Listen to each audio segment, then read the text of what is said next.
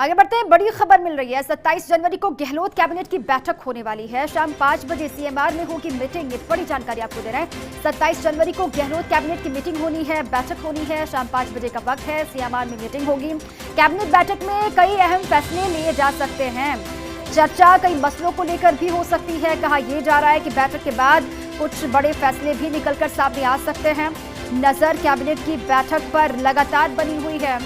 अब 27 तारीख का वक्त है जब शाम 5 बजे सीएमआर में कैबिनेट की मीटिंग होगी, कैबिनेट की बैठक होगी। अब क्या कुछ खास होगा मीटिंग में, इस पर लगातार नजर रहेगी। संभावना यही जताई जा रही है कि बैठक से कई बड़े फैसले निकलकर सामने आ सकते हैं। ये बहुत महत्वपूर्ण जानकारी इस वक्त।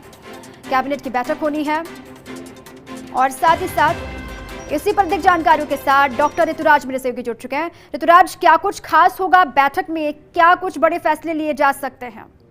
देखिए, ये पिछली बार कैबिनेट की बैठक जब होनी थी तब इसको स्थगित कर दिया था और विधानसभा सत्र की जो मंजूरी थी वो फिर कैबिनेट ने सर्कुलेशन के जरिए अनुमोदन किया था।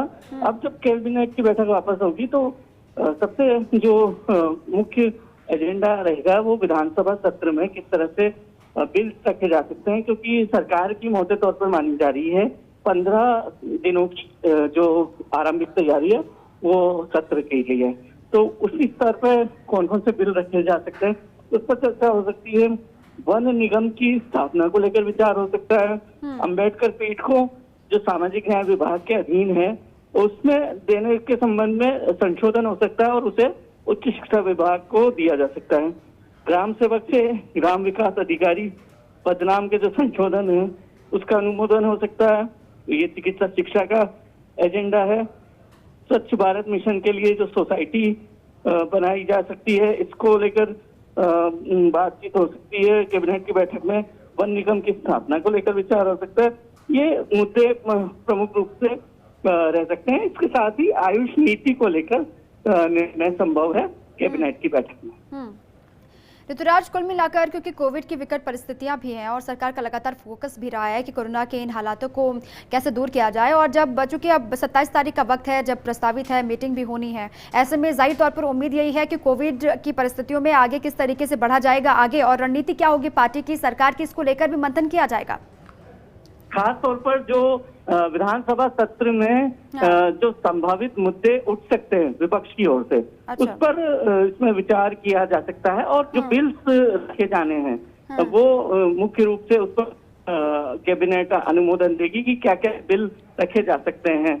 क्योंकि ये बैठक पहले होनी थी और इसको स्थगित कर दिया, इसलिए वही एजेंडे, वही मुद्दे रहने की संभावना है। ऋतुराज, कुल मिलाकर आप ये कह रहे हैं कुल मिलाकर विधानसभा के सत्र को लेकर ही ये बैठक बुलाई जा रही है, खासतौर से उसी पर केंद्रित होगी बैठक।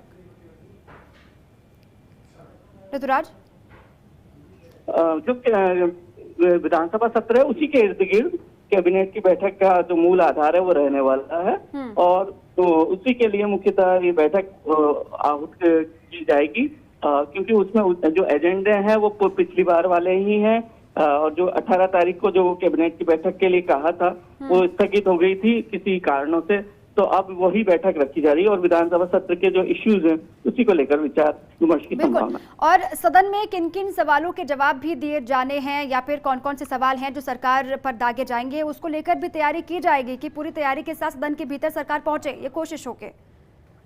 देखिए, अगर विधानसभा सत्र होता है तो इसकी इनिशियल तैयारी के लिए कैबिनेट में विचार होता है और यह बात कही जाती है किस तरह से बिल्स रखे जाएंगे और इन बिल्स को लेकर जो चर्चा होती है वो किस तरह से होगी, और जो बजट जो बनेगा खासतौर पर राज्य का और जिसमें कोविड की छाया साफ तौर पर होगी, क्योंकि माली हालत कमजोर है और जो राजस्व घाटा है वो बढ़ा हुआ मिलेगा। क्योंकि सरकार भी पूरी तैयारी के साथ है, विपक्षी पार्टी भी लगातार तैयारी कर रही है विधानसभा सत्र को लेकर, तो सरकार की पूरी कोशिश यही होगी कि जो सवाल भी पूछे जाएंगे उनका भी मुकम्मल जवाब मिले और जो बिल रखने उसी को लेकर कल 27 तारीख को बैठक भी होनी है कैबिनेट की। बहुत शुक्रिया ऋतुराज आपका।